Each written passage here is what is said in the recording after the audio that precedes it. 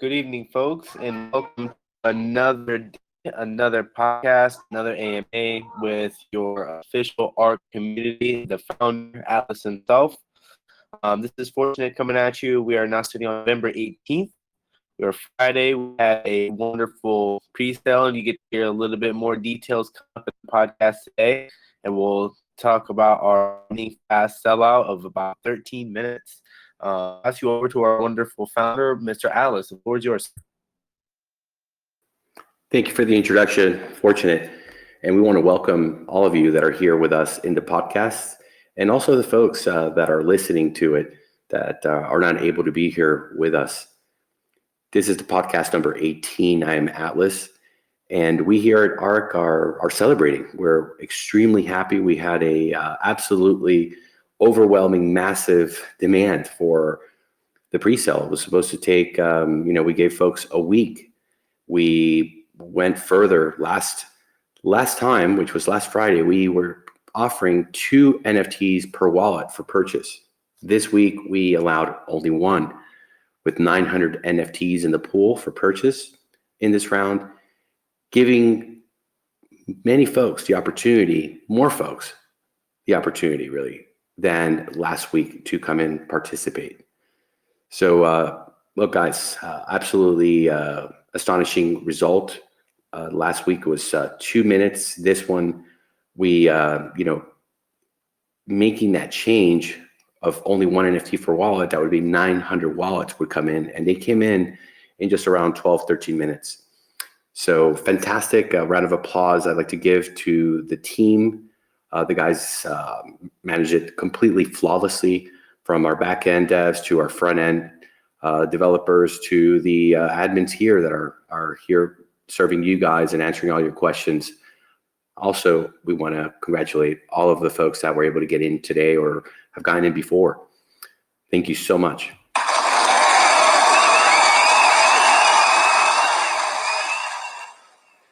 Our next round and final round will be next Friday. We're looking forward to that. The contracts are set, everything's ready, and we can't really wait. However, during this time, we're continuing our build, working on our D app. We're working also on our mobile app. There's so much work that's happening here, getting ready for the December 2nd official launch of ARK Token, as well as our ARK Vault, our Bond, our legacy NFTs that play a big part into the whole system. For those of you folks that are going to be going that route, there's various ways that you could really, make a strategy and invest here with us at ARK. So with that, let's also make a great announcement. There's a gentleman that has joined the family here at ARK.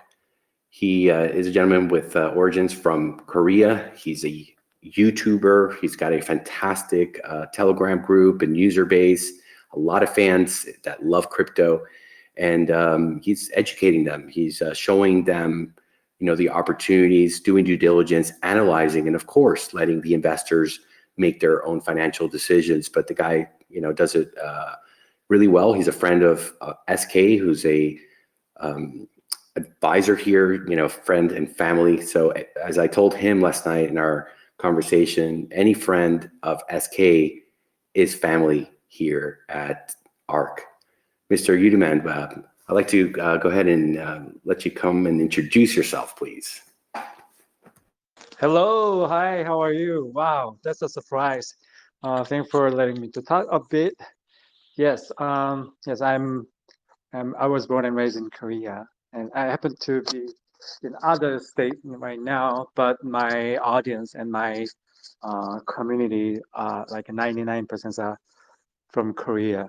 So yes, well, yeah, to make a long story short, I got into the crypto space when the BitConnect started. I mean, I started feeling weird, and I was trying to investigate, and then when I dig more and more, I feel more fish. So I start warning people. I start recording, sending out videos. At the time, it was I think 2017 November or 2016 November.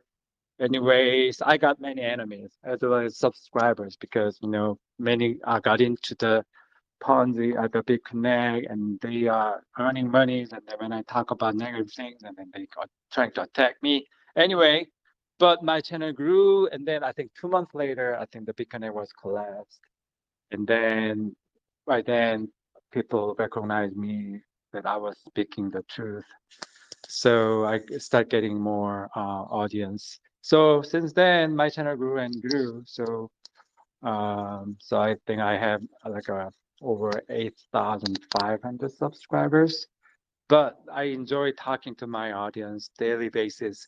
I think up until this fall, I was streaming every day. And then there are so many things happening in the crypto space. So even though I was streaming daily basis, there are so much topics that I can talk. And then now I do the like a weekly streaming like Friday. And then yesterday was the Korean time Friday. So I was talking about the ARK. I start talking about ARK, and then people start um, becoming more interested. Anyway, the only reason because when I talk to Atlas, I feel genuine. I feel he has a bigger picture, so I feel like it is worth mentioning. So that's what I started, and then I'm excited to grow my community with ARK. So I hope many people become beneficial by participating in the sales too. Anyway, I good luck and then congratulations on the successful uh, process on pre-sale. I mean the sale, public sale too. Thanks.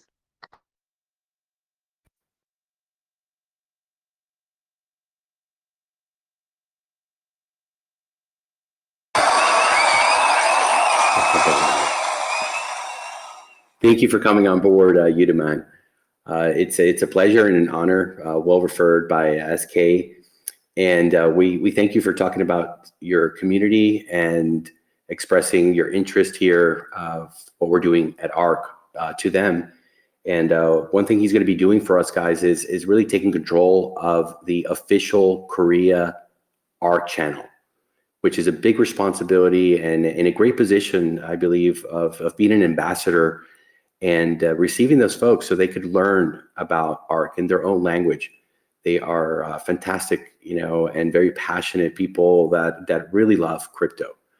There is absolutely no doubt about that. Udaman, if you could tell us a little bit also about your relationship with SK.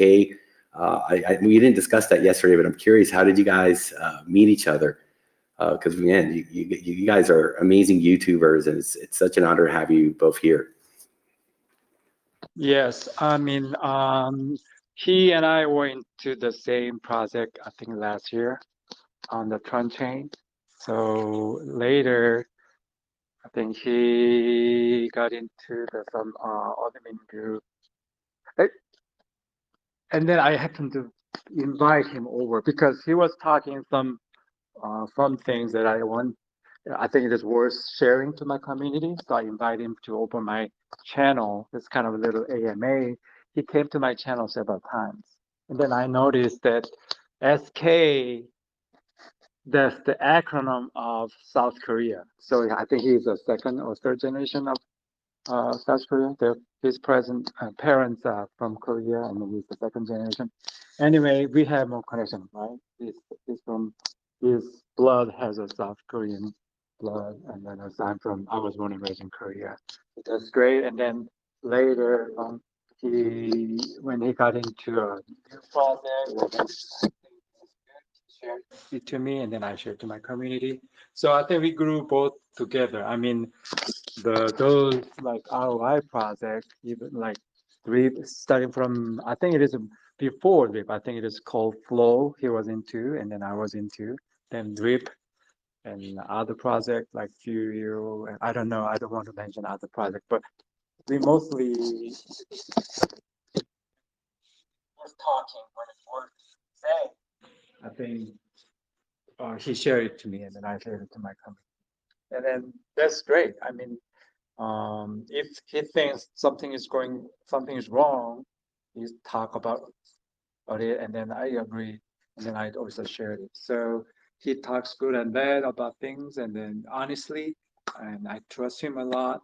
And then at the end, that was correct. I mean, he has a point. He has a great heart. The one thing I like him the most, he's very positive. He's very so he doesn't go negative. He doesn't do flooding anything. He just say what it is, and then when there's an issue, his approach is in positive way. So he's trying to. Absolutely. No, he's a light in the space and someone that we've seen so many people that watch his videos Like that. because he can make something very complicated, very simple, and it's fun, it's entertaining, and it's an overwhelming amount of folks. Everybody that you talk to about SK is a fan, and everybody loves the work that he does and the way he carries himself. He has his heart in the right place. He's really an amazing human being, and we're very fortunate. Since February, like I said, he's been helping me and then the rest of our team. There's other advisors that came on later as well. It's a big team effort, from the core team to the advisors. But if the trophy has to go to anyone, I can guarantee you without a doubt the trophy winner is Mr. SK Crypto K. Absolutely, really an angel to this project, and the seed was planted a long time ago with all the time and efforts he gave us.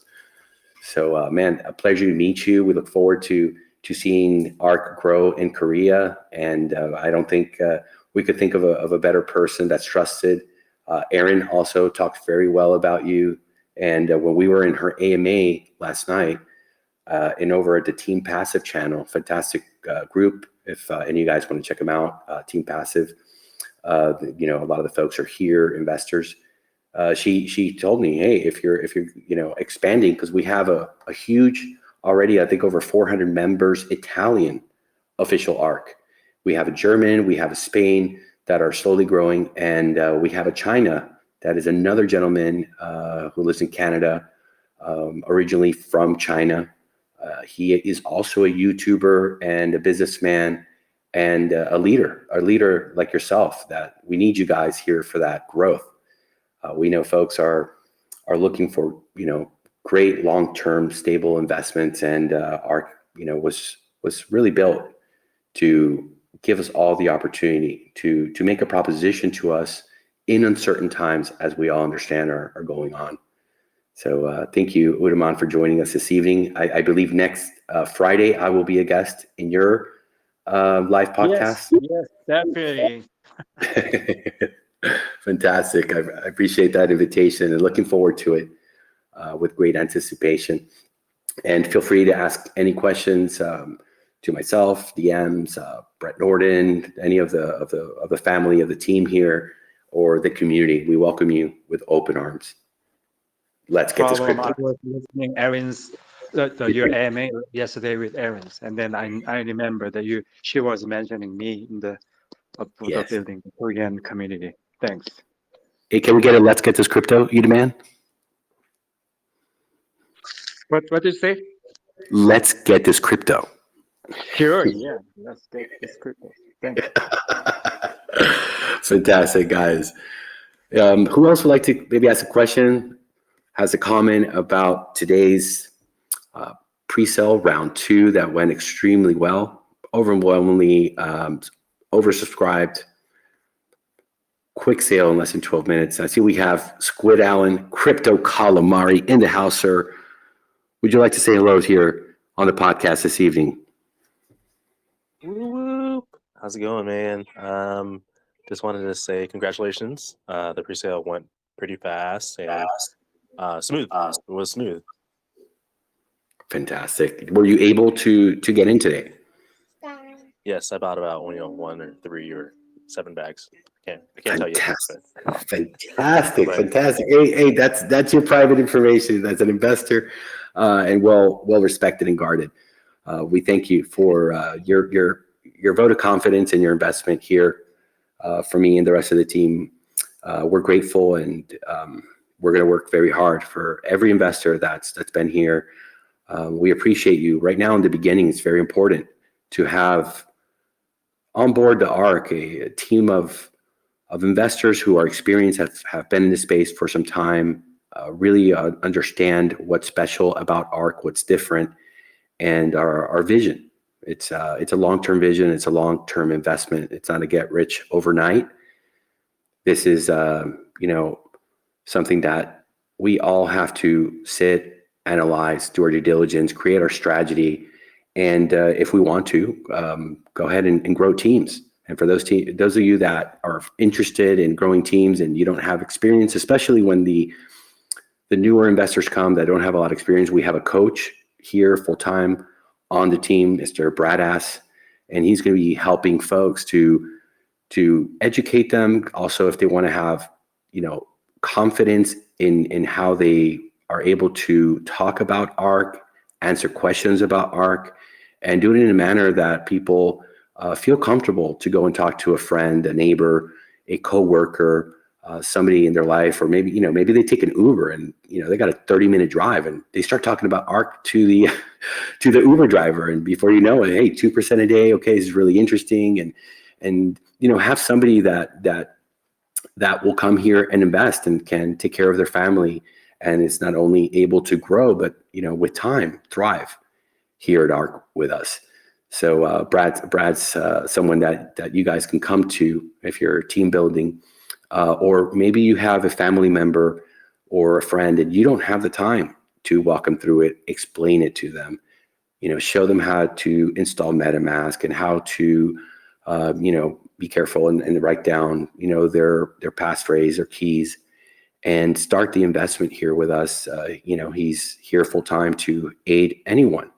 And you don't have to worry, he will not take your referral. So that's very important as well here. I'd like to call on Mr. Nato.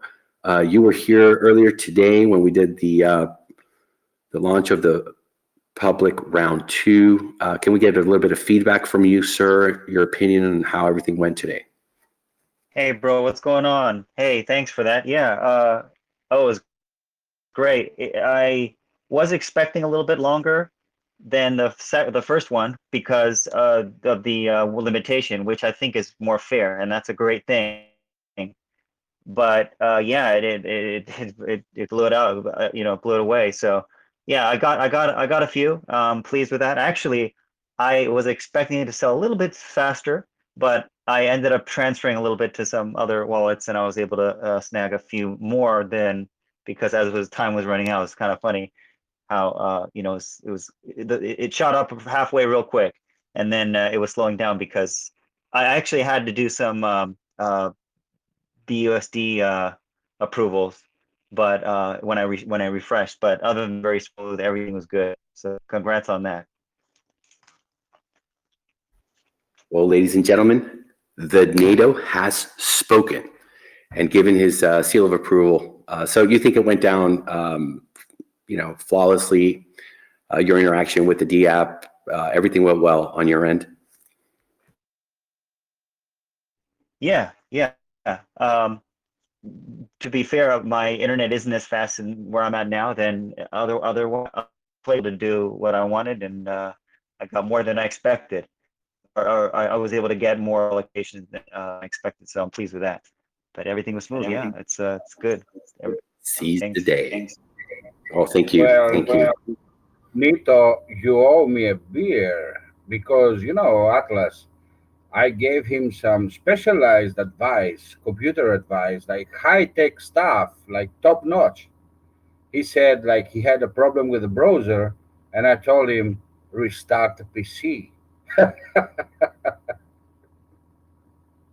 Yeah, restart. Sorry. I wanted to say, yeah, it was like 10 minutes beforehand. And I was like, dang it, I'm like, I don't know if I'll be able to get it. And then you say, but yeah, I didn't want to mess with other things. I had a lot of open too, but I tried to clean it up, but I was thinking, I don't know if I'll get it. But I just restarted. But yeah, because actually, I didn't want to restart because I had an update that was scheduled, a silly update. So I think, oh my God, it's going to be like 10 minutes or 5 minutes or something. You don't want to miss it. So that's why I was hesitant to restart, but it worked out. Congratulations, Lido. So glad you made it. How'd you do as as 23 on that? You snag a few? No, brother, I was not in it. Oh, team is not Yeah. allowed to? Well, we want the investors to have an opportunity. But go ahead, S23. Oh, okay. Exactly. Cool. Exactly. This is about people getting a chance to buy in. It's not our place to take part in these pre-sales. It's ethics. Thank you for that, S23. So yeah, I mean, we encourage our staff and our team to do the right thing. Let the folks come in here and step up and get really a substantial discount on those NFTs and get their ARK. And look, we're excited for next week. We are also working on the Bond LP for your syndicate reward levels. That's going to be, I think, a bonanza that's going to come through here. Folks, making sure they're set up and ready to start getting those deposits, those compounds, and getting this crypto. So with that, on the other side, we have the NFTs, the legacy NFTs, that are going to be such an important component for the investors that want to play their strategy using that fantastic tool. So those things are going to be coming up as well. We want to get the third and final round out of the way first, and then we're going to go and concentrate on getting the Bond LP, getting those legacy NFTs out, and making sure that everyone comes and takes their ARK into their Valk account. That's really important so that when we launch the contract on December 2nd, everything's running smooth, everybody's in the right place, calm, cool, collected, thriving, earning. And guys, I can't wait. I'm so looking forward to the launch. That's going to be massive. And I think we're going to get a lot of buy pressure. Next week, we have only 800 of the pre-sale NFTs available for the third and final round. So, we don't like to put expectations. We don't want to, put ourselves into an idea of how fast it will sell or not. We did the same this week. Personally, in my mind, I think I mentioned it to a couple of folks here. I would be very happy if in 3 days we fulfilled this round. And obviously, it went much, much faster. However, I am very satisfied. And I think that it was a great decision that we made to put a 1 NFT limit per wallet. I think a lot of more folks, these transactions obviously are showing that. But the time of the clock, I think, is reflecting it very clearly, as I'm sure there was more demand for this round than the last one. More folks wanted to get in, and I think they did. So look, fantastic to see that decisions are playing out, and we're following our intentions of giving as many folks the opportunity, the level playing field, which is really, I think the heart and soul vision of ARK is having that for all investors, not only for you guys that are here with us, that know about ARK, that have done your homework, that have done your research and analyzed everything, but also the folks that are going to be coming in 6 months from now, a year from now. Because if it isn't fair for the little guy that's going to be coming in the future, in 6 months, a year and a half, 2 years, then our growth is just not going to exist. And that's why so much time has been taken to really tighten things up and make sure we don't have variables that can cause stress to the liquidity controller, that can cause dumps or anything that we've seen happen in so many projects. You have to learn from your mistakes, but if you're a smart man, you're going to learn from others' mistakes first. A lot of people want to be the first to get to the finish line, And there is something very fantastic about being first to market. There is no question about it, ladies and gentlemen. However, sometimes if you can sit back and watch the success, the mistakes, the perils that happen, you can take that information and you can sit down with it and you can really, build this team like we've done here to put together something that encompasses really, raising the bar when it comes to sustainability on a long-term basis. So we're very proud, we're very happy, and we're honored that you folks are doing the work, you're doing the due diligence, and you're seeing the difference, and that's why you're here. And there's no louder action than coming the way you guys are coming here and participating in these private sale and public pre-sale rounds. Absolutely fantastic, guys. Thank you so much. Is there a question or a comment? We'd love to hear from you guys. Yeah, Alex, I do have a question, and I apologize. I have my toddler who she might be screaming here a little bit. But my question is about the referrals. So let's say if I see Tyson, I'll use that as an example. If he refers me and I have one wallet tied to him, and I want to transfer my ARK tokens into multiple wallets, how would I tie my referrals from those wallets to Tyson, or can I? Well, what referrals did you use initially when you purchased your first NFT? My buddy sent me a referral link, so I used that one for one wallet. But if I were to decided to break up, let's say, 80 ARK tokens to multiple wallets, how would I tie those referrals to my buddy if I want to stay true to him? Well, you can't break up the NFTs. The amount of NFTs that are awarded per each round, they cannot be broken. Now, you can have several NFTs that you can transfer, and you can stack them into a wallet up to 5, which will be 1 private and 4 of the public resales into one wallet as a max limit. But breaking them up into the ARK, no. Okay, so the 80 tokens that I bought in pre-sale, it's just going to go straight into the vault, and you can't. That one NFT, correct. Okay, copy that. Thank you for clarifying that. Do you still need clarity as far as you mentioned about the referral part? Is that clear or? Nope. Yeah, okay. Very clear. I thought you could transfer the token, but that makes sense. Okay, thank you. Okay, sir. Thank you. Great question. I have a quick question. I think we've had it answered before, but so when let's say we're a year or 2 out from here, let's say I'm the top of my chain, my referral list.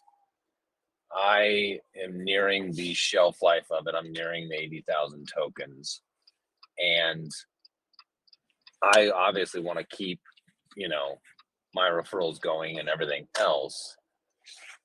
Once I reach that 80,000, where does the referral tokens that I was making previously go to? Does that just go into the vault, into the company?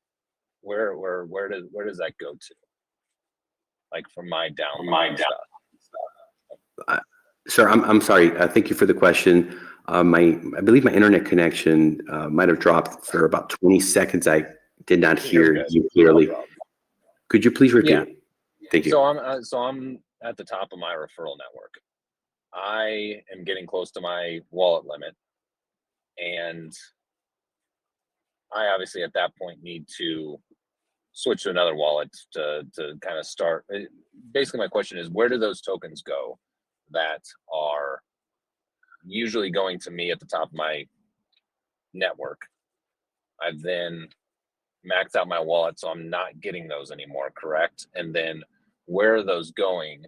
And is there something that you guys have thought about to make it easier to keep those networks together to, I don't know, transfer with the NFT if I get, say, a gold or a platinum NFT or something like that. Is there a way for those to transfer with me and move with it, or that's something that you guys have maybe thought of to do in the future to make things easier? Or will I basically have to work with kind of my network moving forward in the future to basically realign everybody? You know, I make sure my people underneath me and my network get back underneath me, and then they kind of work their way down as all their wallets underneath them start to cap and everything else, and then kind of move everything over that way, or start all anew, I guess is my question. That makes sense. That makes sense. Yes, when you reach a max payout, your rewards stop. So you would have to transfer your rewards to another wallet. And you can also transfer the NFT. Once the NFT has reached the max payout, you can move it immediately right over to a fresh new wallet and your ARK token as well. So when you say your ARK token, like how, I guess I don't really understand what you're transferring the NFT. I know you can do that, but the payouts that were underneath me, as far as my referrals, where do now those, you know, rewards that I was getting before my wallet maxed out, where do those now go? And is there any easy way to have them follow the NFT to a new wallet? No. Moving NFT to a new wallet starts a whole new game. So once you reach your max, you're done. And the folks that are under you in the network, they would continue to round robin, but you're out of the game at that point, if that makes sense. Yes, yeah, it makes sense. So basically I would have to work within my referral network to get them, as their wallets max out, to get them to basically refer back underneath my code again, or back underneath my network again. Correct. If I didn't get anyone new, basically. Yeah. Okay. Correct. That's how the system is set up.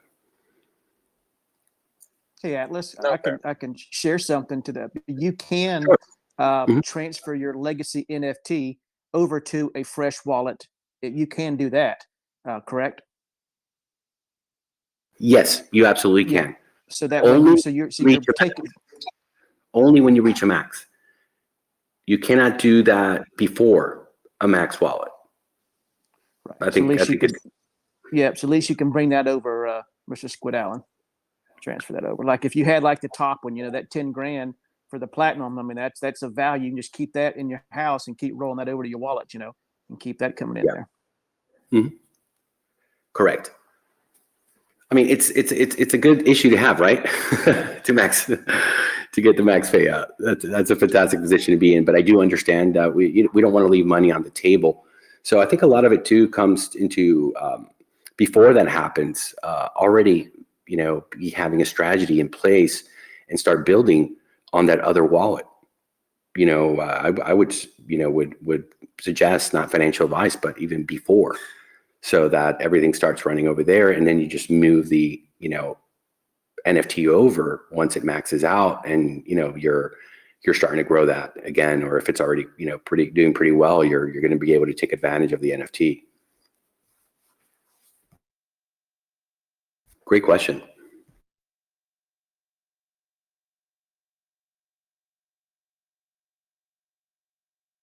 Who else would like to ask a question this evening? I got a question or a comment, Atlas. Please go right ahead, sir. Welcome to the podcast.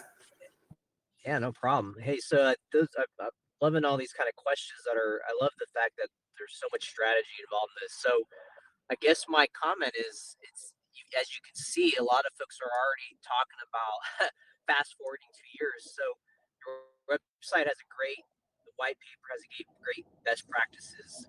We very useful for some of these best practices to also be geared on these syndicate leads, so they know kind of how to manage the teams, transition points, etc. I was even thinking strategies, like maybe one strategy is while you're setting up that secondary wallet, you kind of purchase a bond, right, to kind of bridge the gap while your legacy NFT is still earning, and then when it moves over, you can either keep you can kill the bond if you wanted to, right? And then replace it with the legacy NFT. So kind of like advanced strategies like that would be really useful for syndicate teams. That's all I got. Thanks. Great launch, by the way.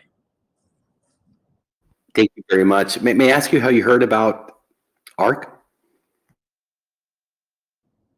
I heard about it from Squid Allen, who also heard about it through Harry, who I'm signed up under.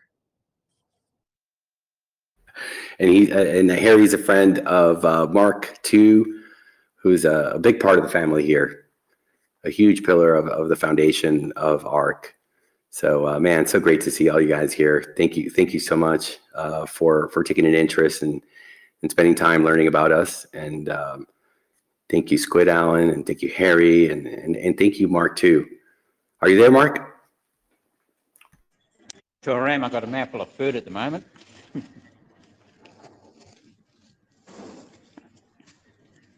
Oh, that's all right, man. I won't take your time. Now, it's all good. I've got a question that's been asked a lot in our group, is when you reach your max wallet and you transfer your NFT over, does your downline go with it? No, you have to take that over to your new wallet. You have to network with your team, and we suggest that you start doing that before you reach to the max, so that when you bring that NFT over, you guys are all already on that second wallet, and pretty much playing another game. Yep, sounds like a plan. Yes, sir. Good question. Thank you. Hope you're doing well, man. Did you get in today, Mark? Were you up? Because I know our hours. You're over in Australia. Were you able to get in? Sure was. 4 o'clock. Oh, I love that. You sound happy and confident. I love that. Always happy and confident. Oh, we're glad to have you here, man. Thanks for bringing your friends on over. Great group of guys, and happy to have him here. Squid Allen's been coming quite a lot to the podcast, and he actually gave us a great joke yesterday before we started the recording. We just had a little joke session for a little bit as we waited for folks to come on in. So, man, again, thank you, Mark, for spreading the word and not leaving them behind. I mean, we don't want our friends, our family, our people we care about to be in a position that we're in. I've always found that in my success in my personal life and business life that I've always wanted to see friends from high school and cousins and other family members to also have success and abundance in their life. It's very, very important, and not all the time can you do the work for them. As having success takes a lot of effort, takes a lot of work, and the way the cookie crumbles is you can't just sit and wait for things to happen. I have a couple of friends that are kind of like that. So I always had that feeling that in crypto, it's important to understand that it's not very hard, and I've been able to bring some of those friends along this journey, and some have done extremely well, and some have done extremely well and just not taken profits. When I've advised them as a friend, not as a financial advisor, but as a friend, hey, listen, please take some profits. You're doing extremely well, and over and over, especially one friend in particular just gets the stars in his eyes and doesn't take those initials and just waits for it to make him an overnight millionaire, and even coming close, just wanting to hang on, and then you get the phone call later. Oh, you were right. I should have taken profits, and that's something that we've really built into the system, and something we're very proud about, because it goes with two of the main things that we need to understand as investors. And the first one being that you should always be very careful and analyze how much you're willing to invest. To have your bills, to have your retirement, to have the essential things in your life more than covered, but stable, and even have some room in case, if folks lose their job or their business isn't doing well. I mean, we saw through the COVID, a lot of folks really have a very hard time. Many of them lose their jobs, not being able to go to work because of restrictions, and having to find other ways to make things, balance out. So that's extremely important. The second, I believe, is to take your initial profits. That makes you a smart and profitable trader, which is what we want everyone to be. However, sometimes I find that greed can take over, and folks are, like the friend I described, get into an emotional state that they just don't want to, leave anything on the table. And by doing that, they actually can leave it all on the table, not taking those initials. So we really, want to preach this, but we also have gone further, excuse me, and made sure that in the smart contracts that is written to make sure that everyone that invests here is put into a position, put into those goalposts, as Brett Norton calls them, so that everyone can win. So that's the spirit. That's what's built into the contract. There's so many other great variables as well, but that one to me, really helps me to have the confidence that we're doing the right thing and educating folks through the process, through the investment, so that they can get those initials and really, have a fantastic long-term investment here. For some of them, even replace their incomes, go into the real world and divest, pick up some real estate. By the way, if anybody here wants some real estate advice, Florida Realtor is the man. He will take you to school, a lot of knowledge, very humble gentleman who has been in the business for so many years and really has his ear to the ground and knows what's happening, and a pretty good idea from being in these cycles before of what's coming. So a lot of opportunity, guys. And we want to make sure that people, besides just getting their initials and thriving, are able to diversify, because there's going to be so much opportunity ahead of us. I don't look at the glass half empty. I look at, the glass is half full. Opportunities coming. We just got to ride it through. And here at the ARK, guys, this is a place where we're going to be able to make it through the storms. Whatever's happening on the outside, whatever Bitcoin is doing, Ethereum is doing, we have a stable price for ARK. We have a stable rate of return, fantastic high ROI, 2%. We do encourage, and it's up to every investor. There's a point that the system will require you to either bring referrals or make fresh deposits. And we also stand behind that. It can't be a free-for-all, because if it's a free-for-all forever, then the project doesn't have the liquidity to keep going. So we've had to throttle and make sure that 2% is fantastic, 1% is even better. And if somebody, for whatever reason, wants to abuse, the system and wants to claim, they're going to be even brought down lower to a 0.5, which, my friends, is a fantastic return on investment. No matter, what language you speak, what country you come from or live, it is mind-blowing. I mean, we all know what the bank gives you, right? in some places, according to the banking rules and terms and condition, you would even have to pay money to have them hold your money while it decays.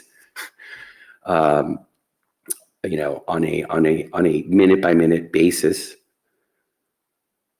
as well as the inflation that we're all looking at and facing. So for me, there really isn't a better place to come and take this proposal and do an investment. A small amount of an investment goes a very, very long way in a long-term basis. The calculator from Kelly Snook really just puts it all into perspective. It's his math. You don't have to believe anything I say. Sit with the calculator, put $100 into it, put 500, 1,000, 10,000, whatever your investment criteria is, what your financial goals are. Sit down, calculate, create your strategy, and let's get this crypto. Mr. Z, thank you for joining us this evening. How we doing, family? How's the ARK fam doing? It's been a good day today, man. The pre-sale's been sold out. Been beautiful. Been a busy day for the community, for the individuals here, and I've been sort of all over the place, uh, and learning a lot more and traveling a little bit more. And yeah, how's the crowd doing? How are you doing, Atlas?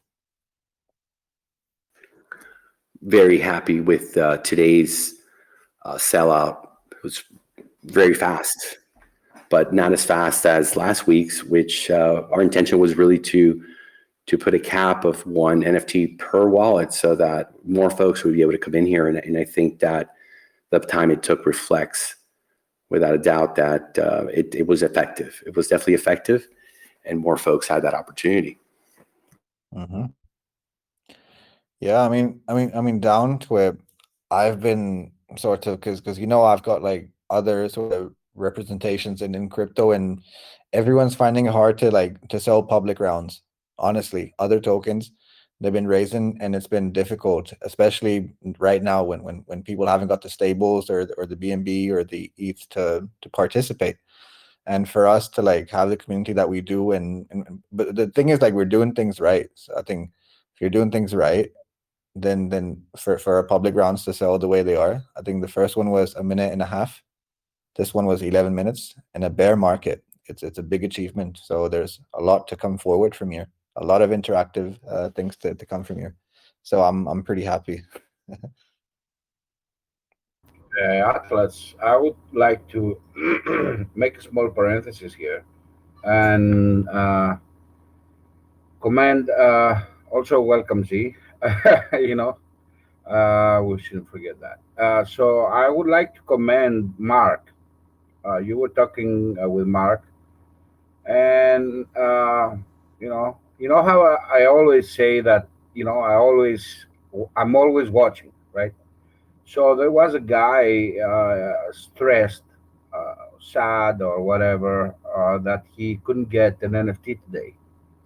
So he wrote in the main chat, "I'm paying like 1K for an NFT," and Mark actually said, "Don't do that. I'm gonna help you. Just give me some time." Like he was doing something. Don't pay 1K for an NFT. And bravo, Mark. I really like that. Whatever the solution you had for this gentleman, you stepped in to help in whichever way. I don't know how you solved it, if you solved it, but seeing you offering and trying to help the guy, that was something very, very beautiful. And I have to say that this is probably the best community in crypto, hands down, right now. Yeah, thanks for that. But yeah, what I was going to do, I was just going to give him one of my NFTs, so to make sure he didn't miss out. But he never contacted me. That's okay.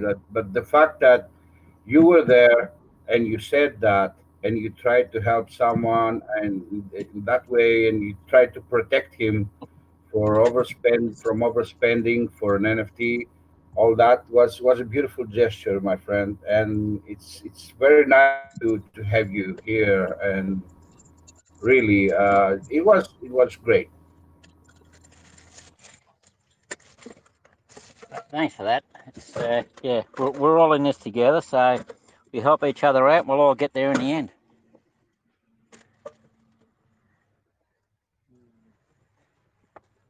That's awesome. That's awesome. That means a lot, man, Mark. That's beautiful. That in a place where everyone's trying to grab them all. I think we've seen examples of Black Friday sales. They make me laugh on YouTube. And for you to say, no, you know what, I'm gonna share uh, my sort of pocket NFTs with you is commendable. I've been there as well, quite a few times. So no, I appreciate that. We got a great community here.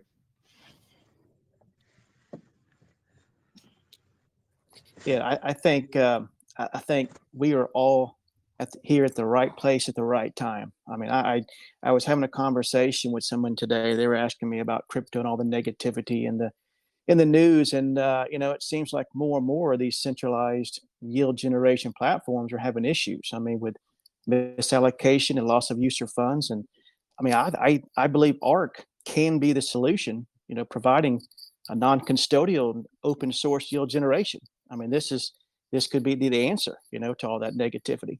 And excited about the ARK. And I had a question too, Atlas, that someone was asking me about the maximum investment deposit area, the 4,000 ARK. So once your wallet reaches 4,000, it says it's not eligible for any type of fresh deposits or to receive airdrops. Can you share with me kind of how I could answer that question if someone asked me that as far as their account? Hey, Florida Realtor. I was writing a DM while you guys were conversing here. Could you please repeat that for me? Yeah. So about the maximum investment area, where the 4,000, it says once a cumulative deposit reaches 4,000, it's not eligible for any type of fresh deposits or to receive airdrops. And I've had that question about some things, and I just don't know the correct way to answer that or how to wrap my head around that to make sense of somebody on that end. Because you've got Go ahead. In particular, to what part of it you're confused? So just as far as, I mean, you've got you could obviously accept referral rewards coming in from downlines, right? Correct. Right. Until you reach your max payout. Okay. And I'm that's just wondering. Right. Okay. Let's see. So 4,000. I was just curious of how that. If you've got a wallet that's got 4,000, you can't put any more money into it. I know you have to control your NVD, but if you have to put more money in, but it's saying it's no fresh capital, so it's a little confusion for me on that end. So I just wanted to see how I can word that. Are you asking if you can get referral rewards after the 4,000 max deposit? Because you can. So you can. Yeah, you can. You just can't put any fresh deposit into the account to kind of help sustain your account healthy wise on that end. Correct, but if you're getting referral reward, then that would help your NDV. Yes. Okay. All right. But Realtor. if someone, yeah.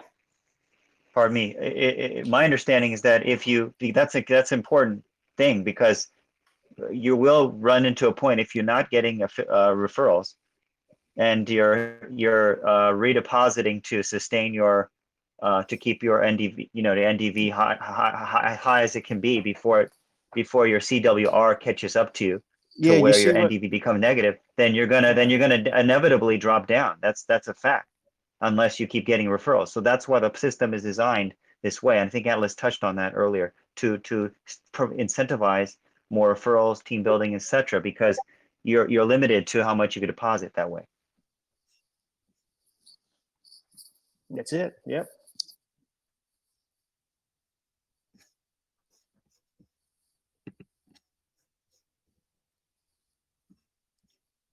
Great question.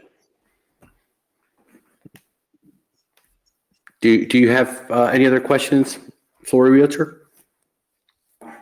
Oh, that's it. I mean, that's it. I just, going through the white papers, there's certain things that I've read through 3 and 4 times that I've just, I'm just missing a couple pieces of the puzzle. And, that was one of the ones that I just didn't really fully understand, where I could explain to somebody if someone was asking me about how that works and how that would affect their wallet with referrals or without moving forward, because, you can't put any fresh capital in there, to keep your, your account healthy. So that's obviously the alternative would be go out and to get a team on that end. Hey, Realtor, another thing in my thinking, a good rebuttal to somebody being hesitant, let's say, in this because it takes so long. Let's say, oh, I'll eventually drop down to 0.5% or 1%. That's not bad, because you're forced based on your CWR to take over time, right? So you're going to ROI depending on the price action, of course, say 4 or 5 months, maybe 6, depending on where the price gets range bound. But therefore, it doesn't really matter and on top of that, how long it'll take beyond that, to max, let's say, if that's because that's no longer the goal. So I like that de-emphasis on maxing, knowing you're taking, like Alice was sharing a great from his perspective and experience with others who left so much on the table that you're forced to you kind of have your guard, you have the guardrail, like you're protected. It's like this protection from the emotional dollar sign in the eyes, to kind of squeeze out everything.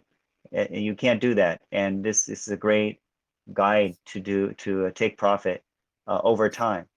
And by the way, if they raise the floor, you're DCAing over time too. You'll get the true average over time as well. So it's a lot of great ways that's engineered, and to no longer emphasize how long it takes to max. So that's how I wrap my head around the timeline of this whole thing, multi-year process, and that journey's fun because of the design of the system. Well said there, Nato. Let's go, man. Round of applause for you, brother.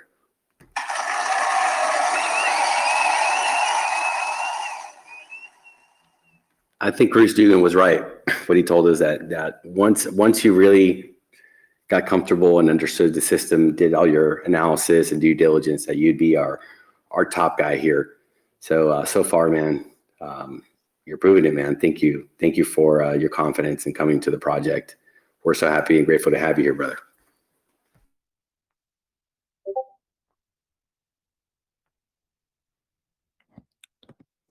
Like, my opinion on the whole thing is, like, a lot of folks, they want a simple solution to a lot of things. The ones that succeed and really make money and really get big teams surrounded around them and educate them are the ones that go through white papers and sort of tether, and they sort of experience and play around with things, but then they also understand the basics and then go advance from there and make it easier for their teams to understand. So the ones that kind of understand the white paper and understand what the opportunities and those are the ones that sort of succeed. So we hope folks from Furio, Drip, and all the sort of previous protocols are able to get an audience here and are able to express themselves in a way where it's simple for their folks to understand complicated things. So yeah, I hope we continue to do that. I hope we make it easier for people to adapt here. And the ones that do their advanced sort of reading and understanding the protocol are the ones that succeed the most. They're the ones that sort of bring in the folks and also have a lot of appreciation and earn the most. So yeah, the ones that sort of bring that in, they deserve a big round of applause. Yeah, it's been real quick. Just want to make one comment if I can. Yeah, I'm really excited about these conversations because when I'm going through and writing the white paper and coming up with these things, I know like CWR is not something you could throw out on somebody, on a date or whatever. Their eyes are going to roll over in their head and they're like, what is this guy talking about? So it's going to be, I think, exciting to hear these discussions and then how people like Nito and Florida Realtor and stuff, how they interpret what they would tell somebody, because that's what's going to give us that light paper or that, kind of simplified message that we can tell people. And I think it'll come out of those discussions. So I'm excited to have these. Yeah, I probably won't be the best person to come up with that simple statement. And I kind of want to hear it come as we move forward, from the community, like how are they describing that? And then, what are some of these other mechanics? How can we describe NDV and, the referral rewards and max wallet and these kind of things? Maybe there's a much simpler way that we can express it, as we go forward and communicate these ideas. Absolutely. Yeah, like I was sort of put into a phase when I was explaining Yearn Finance to a crowd, and I was using advanced sorts of words, and they would like stop me and ask me, what does vault mean, or what does this thing define? What's a treasury? What's a this? What's a that? and then I started to like break it down into like a visual diagram for them, and sort of say, this is how you make a peanut butter jelly sandwich. I'd bring something that they know already in their practical lives, and sort of say, okay, this is the bread, this is how you, and these are the processes, and this is how CWR, like these complex things work. So the people that can do that, they make it easier for us to basically write the white paper. I mean, here we're talking about the light paper, or to bring the audience, and because people get like when something's complex, what usually happens is people shut down, and that's not what we want. We want people to be involved in understanding the main functions of the protocol. So yeah, man, we need more of that. And I'm sure like in Furio and Drip and these sort of crowds, there's folks that have, you can say, been there, done that, and understand the sort of you can say pros and cons of what needs to be done to basically simplify things. So no, I love coming here and having Neto and others ask these things. Yesterday we had a guy from the Middle East. I forgot his name. Nawaz. What was his name? Yeah, Newegg. Yeah, Newegg. Yeah, that guy asked him real deep questions, and That Nawaf. Nawaf. Nawaf was really deep, and he From DM'd me. India. Yeah. Yeah, we need that. We need them kind of folks, honestly. Great guy. So if that's the start, if that's the discussions we're having now, then imagine when the big crowds come, and we actually like bring that in, and to have people like Nawaf, like Neto, and folks, you guys become the pioneers of making things easier to digest. Because I come from a bit of a developer background and use long words. So for me, to have folks like yourselves to break it down for the common person, and that's what sort of Atlas's goal here is, to make things much more easier to digest, and then have progress from there. And it's the same with me when I was learning complex sort of things. It, like, once I was able to break that down, that's when I started to really understand and then go deep into the rabbit hole of things. So no, we appreciate the community here, and I'm sure like that there's folks in the Drip, in the Fourier communities that understand things way advanced than the beginner, and we'd like to bring more of those folks here, and I'm sure through Neto, through Nawaf, through even a realtor here, like folks like that, that there's always the Merkle tree sort of expands from there, and then you meet people that are unique. And yeah, that's why it's important to have these podcasts. It's important to ask all the sorts of technical questions, and then build from there. So yeah, that's my sort of point of view there. Thank you, guys.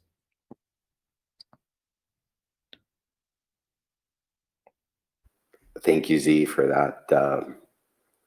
that feedback, and also the suggestions, as we are going to have to really learn a lot and refine our message, and be able to explain things to all the investors that want to come and join us here. Absolutely. Should we look into a bit of news, or do you just want to talk about ARK today? No, let's see what's happening in the markets. I've got a couple DMs that I'm taking care of right now, so it'd be great that you take over and take us on the wild ride, man. Let's see what's happening. Yeah, you guys ready? You guys ready for this one, for the alpha? So today in the crypto market, some unique things happened. And since the whole centralized debacle has sort of taken its place, and we're sort of coming out of that, people are sort of focused more on DeFi. And same with me. I've been looking into DeFi Llama, and I've been looking into the quants of it a little bit more. And today a few big things happened. So since FTX sort of had its debacles, we've seen Binance. We've seen 75,000 bitcoins go on chain in Binance, and Binance's Bitcoin backs FTB, I forgot, BTCB token has actually appreciated, and it's actually taken price up, and it's important to like understand what Bitcoin brought us, and it brought us no ownership, no power, can like define its price. It's the community, it's its transaction rate that brings its value to the people, and there's no centralized governance around it. So something big happened today to do with stable coins that I want to kind of point out, and the headline is Tether, right, USDT, ditches Solana, performs $1 billion USDT swap, right? So this meant this was quite big to me, because like I've been part of Radium and Serum, and I've seen a bunch of launches there, and I've seen a lot of launches like crash as well, because we've seen sort of their mainnets not being able to handle the TPS, the transaction rate. So yeah, it's a bad thing for Solana, but yeah, Tether has taken $1 billion off Solana, and it's affecting and this is something that's affecting Solana's price. So that's one thing. So here, after the news, the price of Solana fell roughly 0.03%, with total value locked on Solana's DeFi protocol down to by 10.595% to 297 million. So we're talking about locked liquidity, total value locked.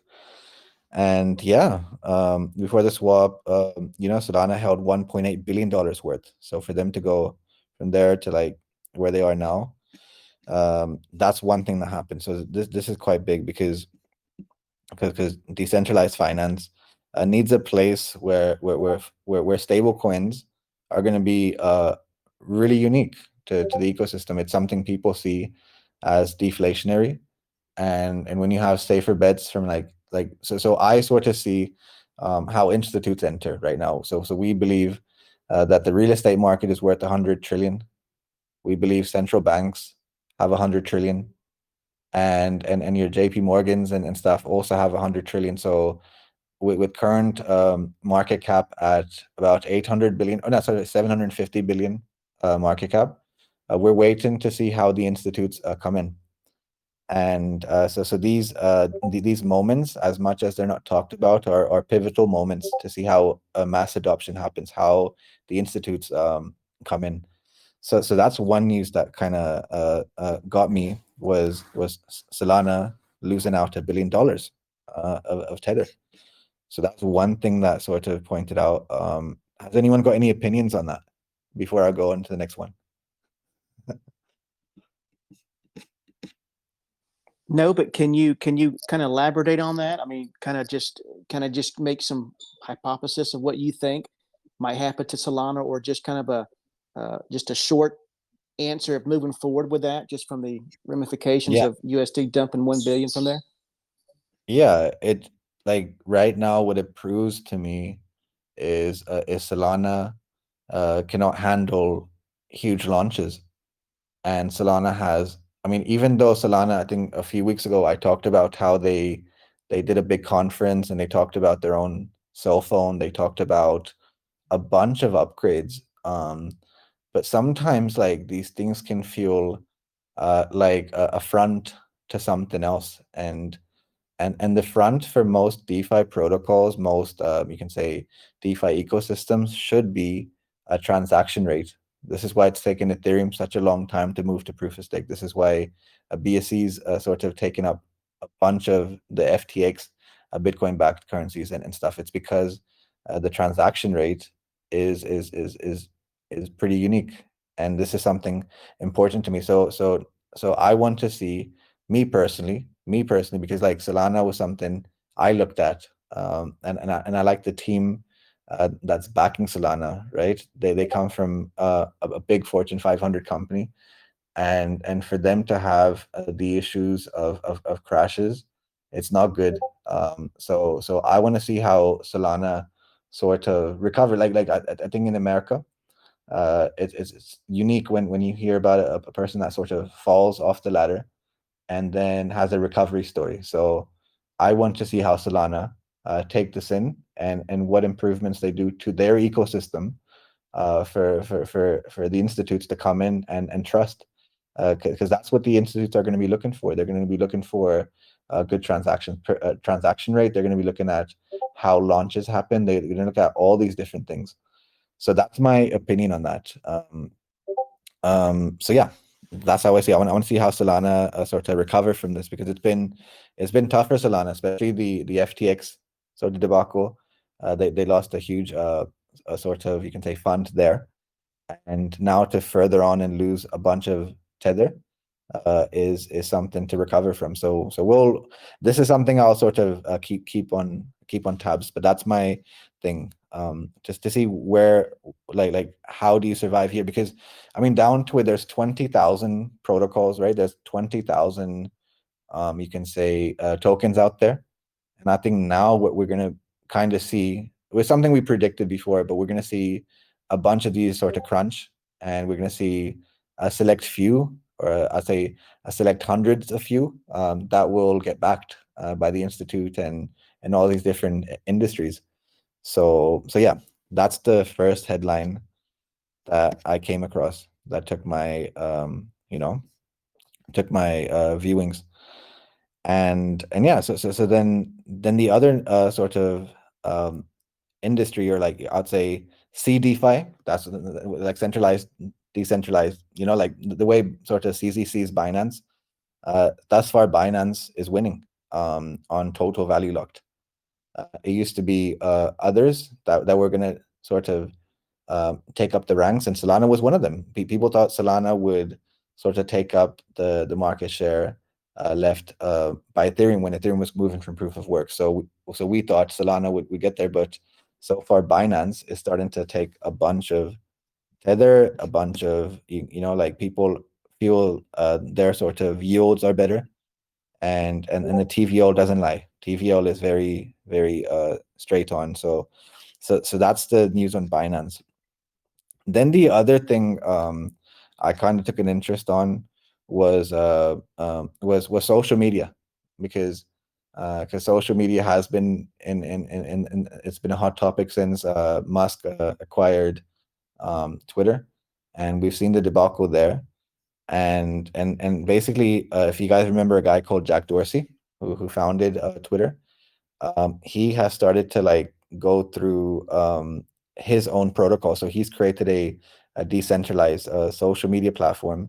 I don't know if you can call it decentralized yet. I need more information, but it's going to be backed by Bitcoin transactions, and it's going to be and you're going to have more ownership of what happens to your data. So let's say, for example, anybody here, if Neto's data is acquired and used for monetization, then Blue Sky will ask permissions from Neto, and saying, if you allow us to research your or like share your interest, so I think there's monetization there as well. There's opportunities there. So Blue Sky Web.xyz is something that we should kind of look into, because they did their first sort of iteration on the 18th of October, a day after after launch. So that's big.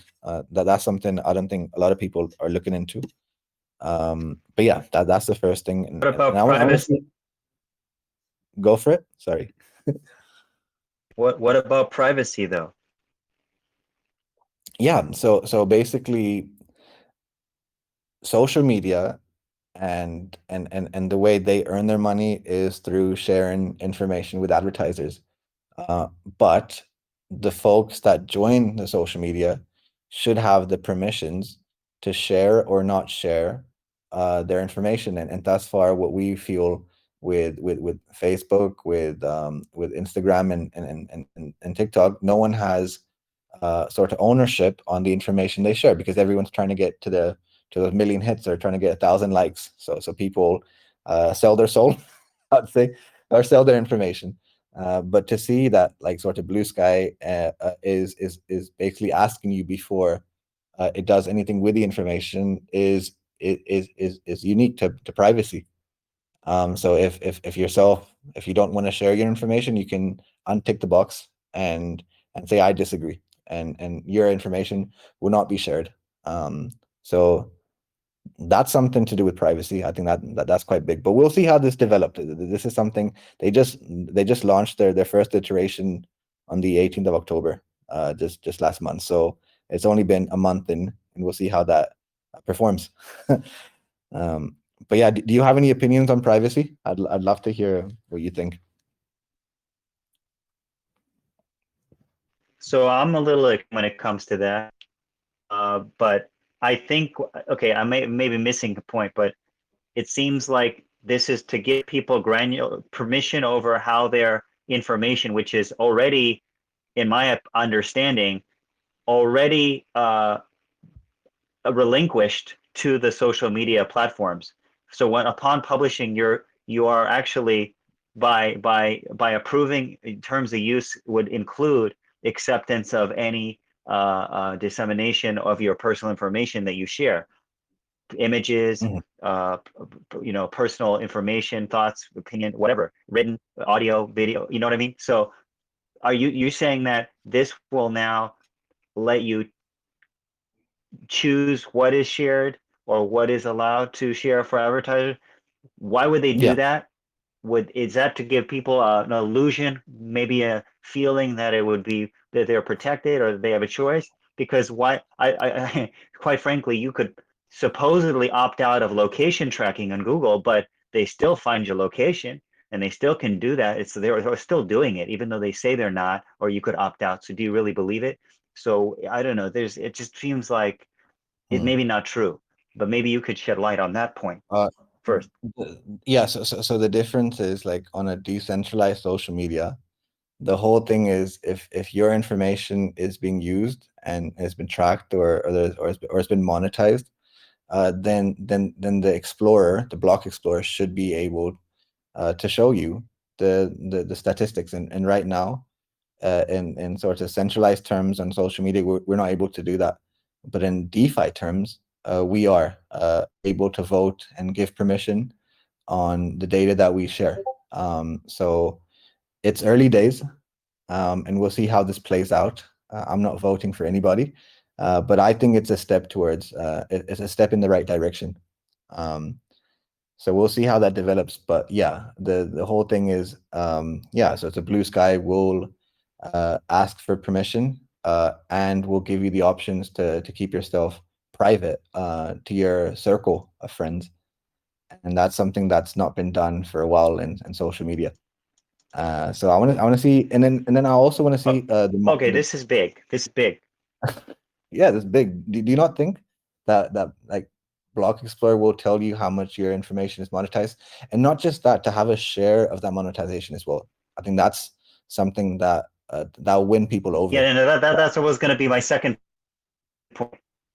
That was going to be my second point. So this is a big, because of the gravitas of Dorsey, for example, and in a team, army, really, armies and armies and armies he could get, then and visibility and obviously connectability with anybody in the world, planet, talent pool, then surely yes, that would be a monumental competition. It's almost like on the public chain, you could see all the data, the permission of all the data, and it gives people a sense of their safeguard, what they can share, and get a piece of the monetization. Yeah, that's like the my terminology, but that's like publicly, it's competing. It's like every all the content sharing now is public, so, and it's permission based, and it's shared monetization. That's superior than if you had charged people for it, which is what the only kind of ideas that they had in a traditional social media, from my understanding, right? As well as payment methods and payment processing, they want to do all these kind of things, and it will not. But the only thing is, how will it be affected by advertisers? Will advertisers be okay with it? Maybe it'll be more efficient that way. So you balance everything. It sounds good. It sounds great. Yeah, it's the first thing the smart contract can really solve. So I ask myself this question every day. I ask myself, how can the smart contract like sort of either improve the service industry that we sort of give time to our money to, and our or like energy to, and how can I sort of take it from there. So social media is quite big. Like it's the most time we spend, I think, throughout our days to see on loved ones, on the communities and everything. Like we spend a bunch of time. I think there are statistics on that we spend an average person spends 6 to 12 hours on social media. So if there's use case there and your browsing and your use and your publishing of content, you're able to monetize, because I think like Facebook earns about $19 a year per person, right? This is why Facebook is the size it is, and why it sort of is successful, because by you sharing your content and connecting to their networks, advertisers pay for that, and they make $19. Now if Facebook sort of comes out tomorrow, if Zuckerberg comes out tomorrow and says, guys, I want the community here, you, the Facebook sort of folks, to earn a share of your information, and out of the $19 that I make from you, I'm going to give you $5 to $7. I think that's a benefit to the community, and that's So, what, go for it. well, I was just going to say, so that Blue Sky, so it would allow you to move your account from like one provider to another without losing any of your data, right? So it's just going to be like a protection for you, Yeah, it's like transferring like from like a iOS to protocol. Android. Yeah, you can do exactly that. That's unreal. I mean, unbelievable. Imagine, like, no one talks about this stuff, right? We were all stuck in crypto Twitter and Elon Musk and these things, and we don't think about our information as in depth. And to see sort of Dorsey take that sort of movement, and yeah, so this is big news to me, and This this will is bring Yeah, Um, this is the kind of stuff that you know Z. that you dig into, that you get information. I mean, this is firsthand, like with Solana. If you're a big, huge believer in Solana, you know Solana is going to drop in price. Not financial advice, but I mean, it'd be an opportunity when it gets down to get back into it. You know, this is just good information. And then follow this along. This could be a stock option investment opportunity or some opportunity for this. I mean, there's a lot of a lot of good information out there that I mean you're bringing, that I just didn't know today, man. So I really appreciate you sharing this, this alpha with us, man. Good stuff. I appreciate it. Neto, you were going to say something? What? See, yeah, Yeah. it's not. I can comment. I'm concerned about privacy. I'm atypical in that I don't put. I'm not living in the social world like in the media, social media access. But I see that yes, people have anxiety. People, all this stuff. It's like a withdrawal now happening globally. But yes, it's where all the eyeballs are, and that's huge. But the concern over privacy remains. The ability to monetize is good, but I think in the future we're going to have, just like they're monitoring that, and the more people are on there, the more you can monitor what people are doing. Amazon doing it's basically behavioral marketing. Amazon can do predictive shipping even before you buy. In the future, have your drones, have your product delivered based on what you're saying, what the chatter is across, crosstalk, and see what's going on. And then you got you got pre-crime. It sounds crazy, far-fetched maybe, but someone maybe saw a movie about that. But Mhm. you're gonna have that. You might have that in the future. That's super dangerous. And Mhm. now today I posted on your thing. Mhm. Now let's tighten the ratchet.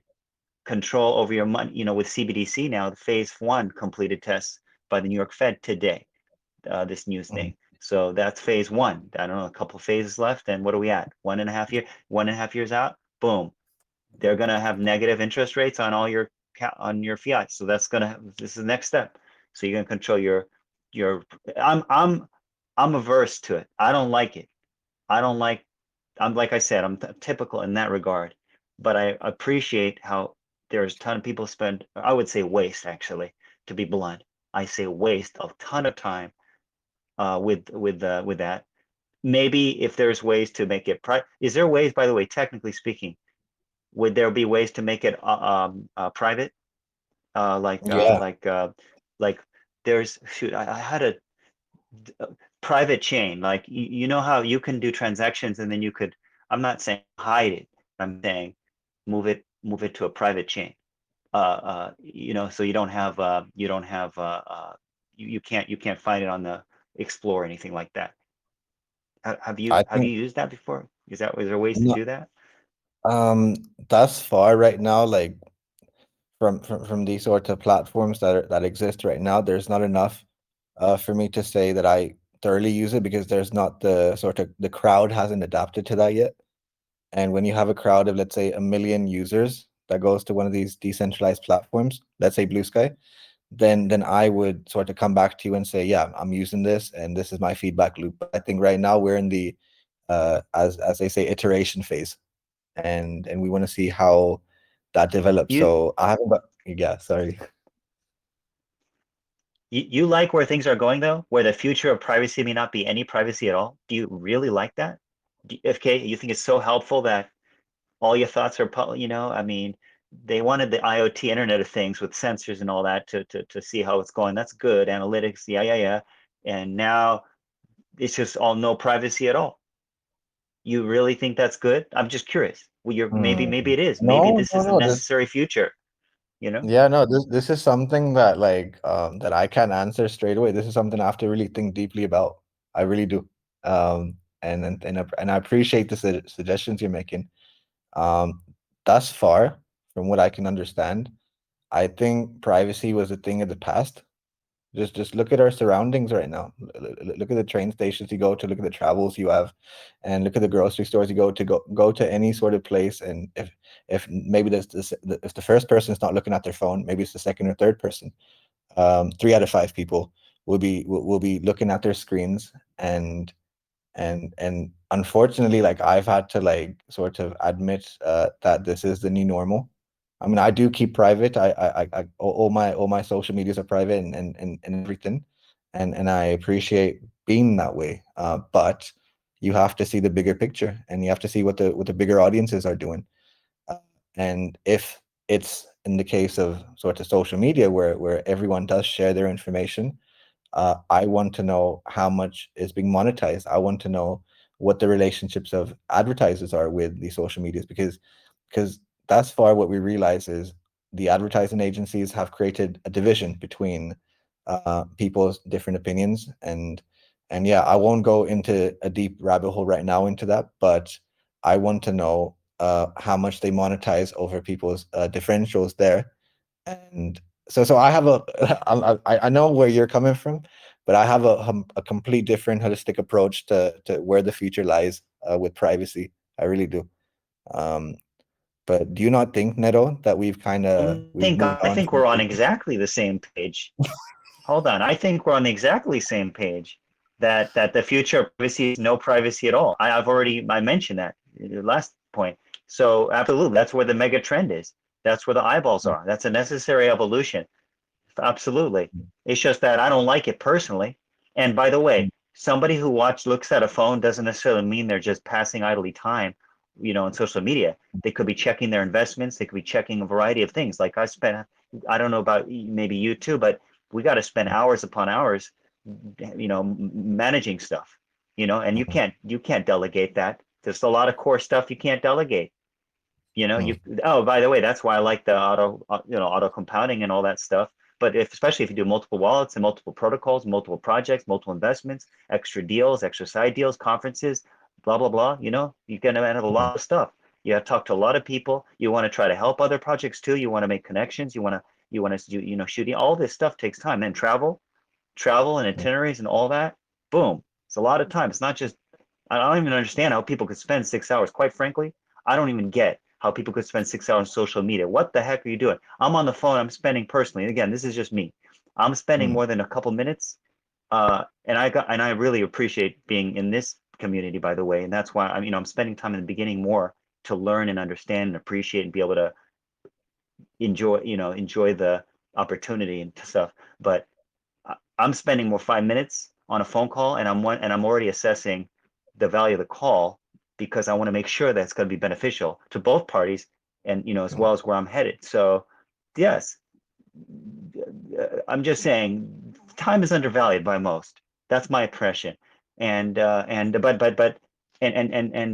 so, but back to the main point is the evolution. I think they ultimately, like for example, Neuralink. Take that example specifically because of Musk and his influence in in the world. Really, what does he want to do? What they would take, they would, if they could, they would plug back directly into your brain if they could, and probably are working on that with neuroscientists or whatever, in trying to find out how to connect directly to your. They would plug directly in your consciousness if they could, and they probably end up will, maybe 10, 20 years or whatever. But that's ultimately what they want, and then maybe become virtual. Your life becomes virtual in the meta and all this stuff, and probably connected with telecom, connected with to get bandwidth, connected with all the all the players in the meta and all that. But I'm just saying that's probably where we're headed. I don't like that. That there's no privacy in that. You relinquish control. It becomes a collective, universal. The word is wrong. It's not hive mind, but it's what's that term where the world becomes one, like the mind of the world becomes one. There's some term for that. Do any of you know that term? I remember that someone mentioned before. Well, But hive anyways, it mind becomes like stuff. that. Yeah, like that's the No, Westworld sort of no, opinion, yeah, right? not hive mind. There's a special term. There's a special term. Meaning no distinct, yeah, no dissenting opinion. Everybody's the same. Everybody's like in unison because they're all validating each other, and it's like all ricocheting and all the ideas are the same, like echoing with each other, and they're all in unison. So there's this, it's very that's detrimental because of unique out of box thinking. That's why actually creativity is more and more valued in the future, I think. Yeah. Because of the mentality. That again, I ramble a little, but that's No, my no, I opinion. like it. But No, we are on this page is with why where we, it's going, whether we like it or yeah, not.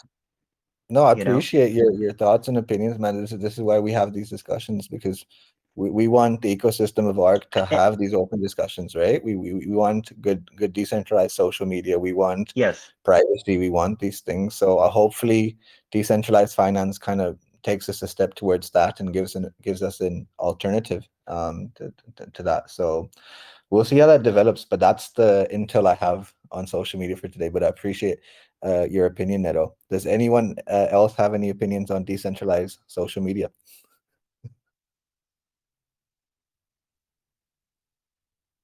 No worries. I think I've left everyone in a small rabbit hole. So yeah, so that's one thing that I kind of looked into, and we can get we can look into that further and further, and actually have like decentralized ecosystems or like platforms to come onto the ARK and have these sort of discussions, and we can as a community ask them relevant questions, and that's something that I want to do if Atlas allows me to. But that's one thing, right? So Tether, we've sort of go on, Neto.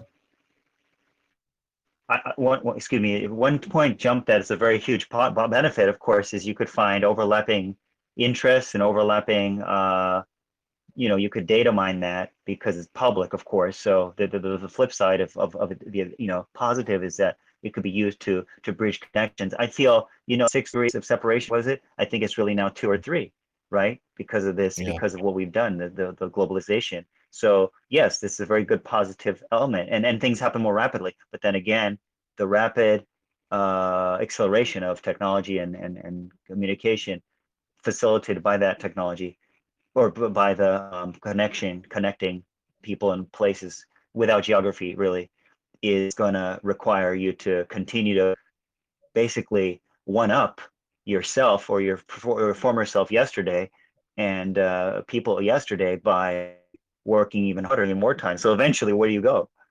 You go full time. It's like you go, okay, I'm all in Matrix. I'm gonna plug in now. You see, that's where it's gonna go. It's almost like inevitable, Yeah. And yeah, so then the other thing I have in mind is if people don't like Neuralink, right? What about the Sandbox VR? This is something that has also taken my interest because I've had a few friends that actually went to the Sandbox VR event in Europe, and basically they say from their experiences that this could be the future of how we do business. So they've had their VR goggles on and they've sort of went through lands and went through whole mining stuff. So that's the other thing that I haven't got enough intel on, but I do want to talk about Sandbox one of these days. because they have taken VR to another sort of evolution, and the sort of technology that they use, the different radar signals, and you can say emphasis of pixels that they're working on is crazy. I'd say folks should go to Sandbox VR. That to me is going to be the new social media. I think instead of us browsing through our phones, we're going to put a headset on, and we're going to have virtual communities where we meet our folks, or we go in and sort of get our takeaway and book our tickets. And so yeah, I mean, I looked into the metaverse a little bit this week as well, but Sandbox VR, guys, check it out. Because I think that's where a bunch of land has already been bought, and we already have big brands. We have big you can say accumulation of interest there. And I think that's gonna be something to see. I want to see how they not just monetize. Like, I want to see how they what the experience is like. Is it in like 3 to 4 years from now?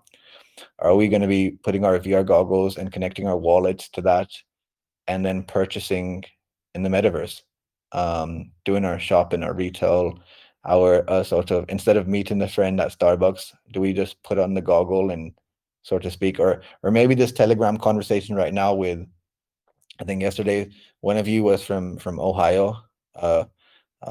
Yeah, like it made me sort of think like holistically about it, where I was on the top of a mountain yesterday, and I was speaking to someone in Ohio. We were speaking clearly. Now we put the social media aspect to it. Do we connect our wallet to it, and do we put a goggle and really meet in the virtual world and have a humane experience where touch, feel, and sensor, our 5 senses, get tapped into? So that's something to, and that's where the world is going. And we'll have development on that. But yeah, connect your wallet to the metaverse. Sandboxvr.com. Check that out. And the last thing I want to kind of look into, and then we can get back to ARK business, is yields earned on DeFi. So if any of you go to defilama.com/yields, spelled with an S at the end, you'll see where total where the highest APYs are earned, and also like so there's one you can say yield earner on Ethereum called Lido, Lido, and that's also taken my sort of, because like we are in the sort of yield business here at ARK, and we want to sort of Which one? be part of that. Lido, Lido. You can check it out. It's on ERC20. So Lido and Curve are two you can say yield staking protocols that I believe will be the future banks. I really do. So yeah, you can go to DeFi Llama, check out the yields, and you know, if you don't believe me, do check it out, and we can sort of debate this. But I, for a long time, thought that Aave was going to be the future, but to see what Lido and Euler, another one called Euler, EULER, in the yield business, to check what they're working on and how much funding they're getting, and could these be the next sort of steps into borrowing and lending, and could they give us a better experience than the banks? This is something to look into. But when I have more intel on these 3 things, maybe Why do you think stake. Aave is not the future anymore? Because of the amount of like. Why do you think Aave is no longer good? What do you think?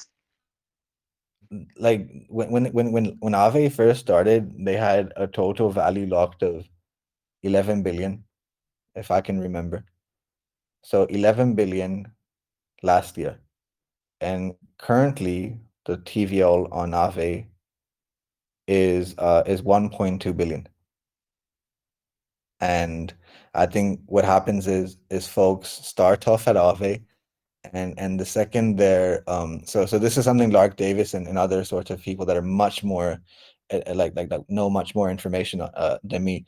What they sort of say is that that whenever their TVL falls, or like their sort of APY falls, that's when they sort of depeg off and providing liquidity, and then they move that to another one. And Aave version 2 hasn't, for me, given us the same sort of response that we wanted from. But I could be wrong. I could be wrong. Maybe Aave in a month from now becomes the top TVL. So I'm only speculating here. But yeah, for me, Lido and Euler are doing some real unique things in the yield business on DeFi. Hey Z, And what's your I what wanted is to your ask. go for it, one by one. I'm just gonna just ask you the short version. What's your thoughts on Hedera network? Hedera, Is that cross? Yeah, H-bar. Hedera. Yeah, H bar. H-bar. Yeah, is that? Yeah, so me and a few friends, uh, we were at a crypto conference in Dubai, and these folks, uh, like we had this sort of round table discussion. We're like, if the aliens came to us tomorrow, right? If the aliens came to us tomorrow, and they wanted to do business with us, right? What would they choose? And I mentioned to them Hedera, H-bar, because of the transaction rate, about the efficiency, about many other things. Like if you go to Hedera's website, you can see the statistics there. Um, now, what would put Neto off H-bar now is it being linked up to the IBM quantum computer and having links there. Yep. And am I right or wrong, Neto? Yeah. That's the CBD. That's what they're going to use for CBDC. Yeah, I think The Hedera, right? H-bar. Yeah, H-bar. H-bar. Yeah. So Hedera Hashgraph is something. It's the quickest transaction protocol, and I think it will be worth something in the near future. I would hold, like, if I had a diversified portfolio, I would have H-bar at, like, let's say 3% my portfolio, because I know it would, like, over time it would be it'll be like, if you're gonna, like, as I said, like we talked about Solana's sort of TPS, we talked about other TPS levels, and if HBAR sort of came out and gave a public sort of solution, and they were able to handle the traffic as quickly as they can currently, show in their quants, then HBAR wins, and that's the sort of protocol at this moment that I would sort of transact with the aliens, who are like 3,000 years ahead of us, right?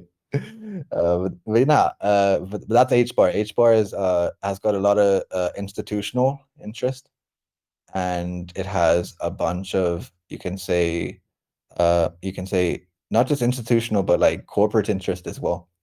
There's IBM, there's a lot of pharmaceutical companies that want to use HBAR, and there's IBM. And then if you have IBM's vote, that means you're opening up to like a bunch of other sort of Intel, I mean, like chip company, blue chip companies, and others. So, but yeah, not financial advice, but I appreciate the Hey question. Z, Mhm. on DeFi Llama, they have a Lido and all the others, but what they have Curve as well. But wasn't Curve hacked before?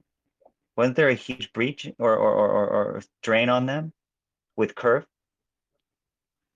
Curve it did have, on one of its liquidity pools, someone, so what happened was, when Curve like gave a bridge, you had They someone exploited that it. yeah, exploited the bridge, basically. And it's not the first time it's happened in DeFi. I think the whole of last year, like, me and Atlas used to have these sort of talks about like what's been breached next. And I've just seen so many, like, Yeah, what you that's not want to funny, see. but Yeah. it's dangerous, what they're showing here.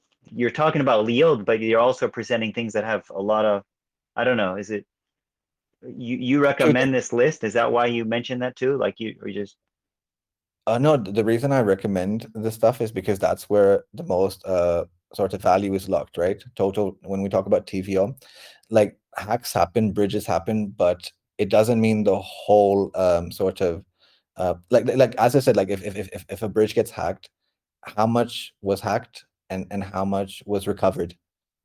There's like there's like a three process there's like a three different thing there's a whole process that you got to go through to say, okay, fine, I cannot trust Curve in that way.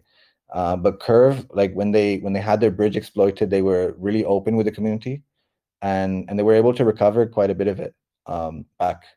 and and not just that, they actually brought the hacker into their team, and and and that's what like white hackers do. Like white hackers, they're not here to steal money. They're here to show these protocols that you are human after all. Like you do have inefficiencies and stuff.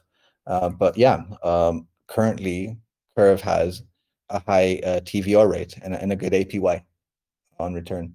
Um, I like with all these sorts of, you can say, yield protocols and stuff, like I would say to never put your eggs in one basket, right? But have a portion of your portfolio locked in. And if you feel, or like on a week to week basis, that one is not giving you the same returns that it used to, then you can depeg and move to the next one. But on total value locked, Curve is doing pretty well. That's just my opinion. If you, yeah, I noticed, yeah, the TVL is huge. If you were to suggest, for example, 3% of your portfolio with the H bar, then what would you say for dot and chain? Oh, dot and chain. As I said, like when you say dot or chain, then you like break into a bunch of other solutions. So like if we say dot, there's about, I think, 100 projects on dot that also bring in, you can say, a good yield. So dot is like me saying, what country should I go to in the world to travel, compared to like, being individual and say I'm locking into dot, because dot sort of expands into like like 100 plus other projects that, and then they compete with themselves as well. So there's, uh, but how much would I like on dot at this current moment? I haven't got much locked, because they haven't been like right now. Dot is out. I'd also say is in a developmental phase. They just done a bunch of crowd loans, and we cover the crowd loans quite a bit. So, and even in the crowd loans, we've had a few that sort of have had mishaps. So it's still in the proceedings to see which ones you trust and stuff. But Engine is something, if they offer, you can say, uh, um, even if their yields are small, I would still lock in a bit of my portfolio into Engine, because they were the first like founding members of NFTs, and they have an affinity is their project on dot. So yeah, this is something to really look into. But I'll come back to you on that. Maybe a better question, pardon me, would be what others would you have a significant stake in, if it's like if it was not like an H bar? That's a very substantial. That's substantial, 3%. That's sort of what people on a traditional fiat would think about getting exposure of their entire portfolio into crypto. But you're suggesting, well, obviously your crypto portfolio, let's say 3%. What else would you have a significant piece of, in your opinion? Not financial advice, of course. Yeah, of course. Like what I want to, like, if I'm gonna get a good APY, I need to have basically protocols that are just coming out. So when I looked into Veles chain, for example, they were like a month in, and they offered a really good TVL. And then I think what happens is like you lock in the first 3-4 months, and then they start to like then the return sort of diminish a little bit, and you go from, you can say, 1,000% APY to like, let's say 200% APY, and then down to 5% APY. So for me to recommend at this current moment, it's hard because we are in a bearish market and people want good returns. So when we're in a bullish market and we have more people sort of locking their stables and stuff, then I'd have better intel. But yeah, it's something I have to come back to you on for sure.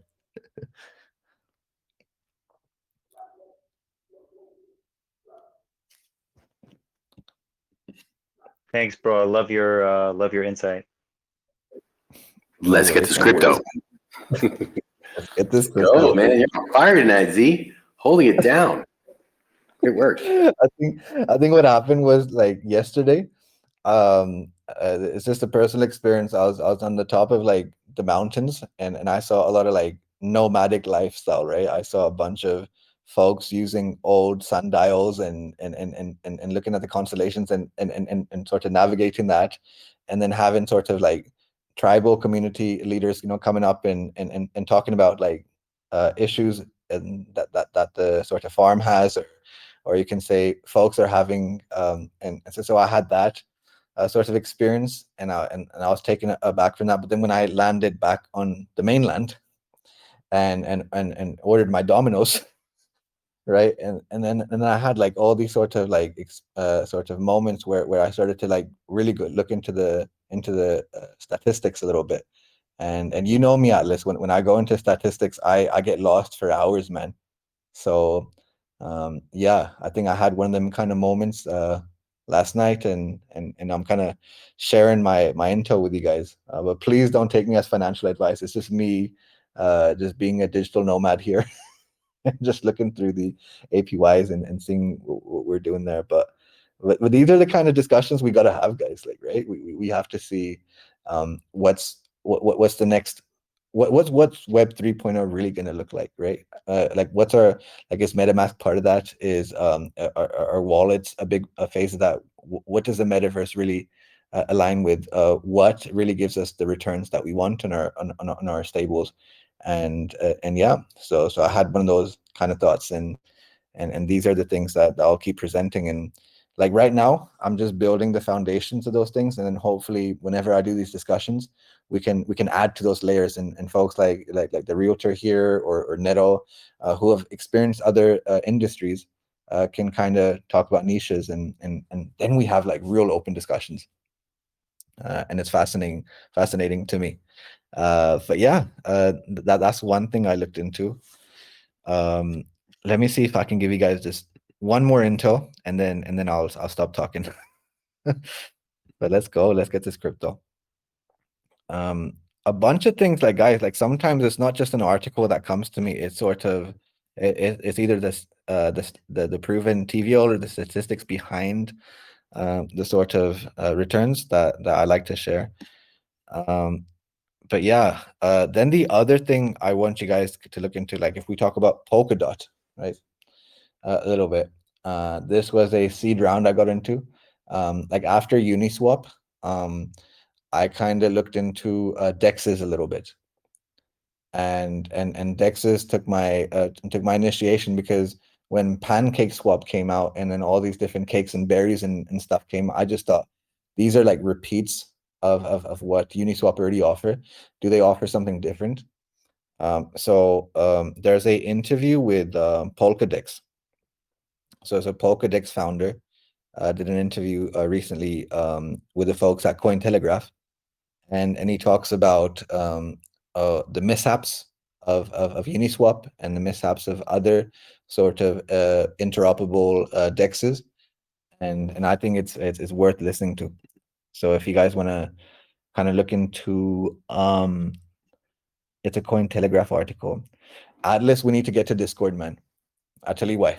Because if I had, if we as a group had a sort of an automated channel where we're able to like post things like this Pokedex, you can say CEOs interview or talk about social media, that could be the next step here. But yeah, there's an interview with the guy's name is Gautam J. He's the CEO of Pokedex, and I'm not going to say much, but he talks about order books. He talks about a lot of cool things that a DEX should do, and what they're doing, and they are and you know I'm a big fan of Polkadot.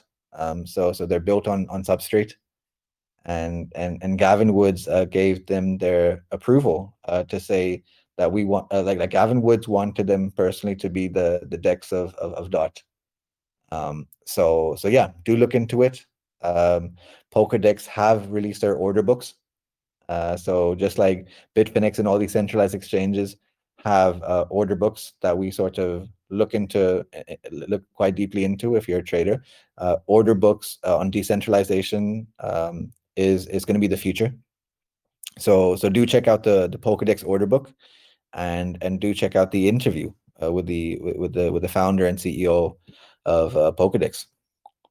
But yeah, that's my info for today, guys. Thank you, Atlas. Thank you, everybody. Thank you so much for being here. Another great podcast here, Z. Always enjoy our conversations. All right. Is there anybody have a question or a comment? We'd love to hear from you guys. Udaman, you've been having fun tonight here at the podcast with us? Always fun to be here. Yeah, that's how. Wow. Yes. Long, but interesting. Yeah, we go really into the DeFi world, and we're very passionate about investing and what's happening. Fun place to be. I hope you come and hang out with us some more. It's not mandatory. This is something that we provide for our community. Of course, our admins and myself, the team, has to be here. The coders don't, but yeah, it's what we do every single night. Saturday, Sunday, Mother's Day, New Year's Eve, we are here with our community, ready to answer any questions, ready to have conversations with them. And we love doing it. Is that right, Z? Absolutely. And in the future, what we can do is sort of like, this is something more for Discord, but what we can do is basically like, I and others in the team can post up articles, and then we can take a vote, right? We can do a proof of stake vote and choose the stuff that we want to talk about, and then from there, like when the podcast happen, then not just have you guys done your sort of research on what you think, like for example, Pokedex. If you guys looked into Pokedex, and you might see something different that I don't, right? And then when I sort of bring it to the podcast and I'm discussing it, then everyone has a really cool opinion on the order book. I think order books are something that we should really look deeply into. And the first thing that DeFi needs to solve with a smart contract is banking, man. Banking is a mess. I was speaking to a friend the other day. I can't reveal where he works, but he works for a big institute, and he told me how their order books don't connect and aren't interoperable with the bigger scale of things, and they're looking towards a smart contract to do that, because their order books are still from the early 1990s and 1980s. They still use motherboards the size of a living room, man. It's crazy. And that's when we can have real discussions and say, how do we resolve the order book? What in DeFi sort of gives us intel, but also gives us real world data on that. So those are the kind of discussions that we hopefully can start having, and as I said, like I hope no one takes my advice as financial, but we can have a real discussion around these things and learn.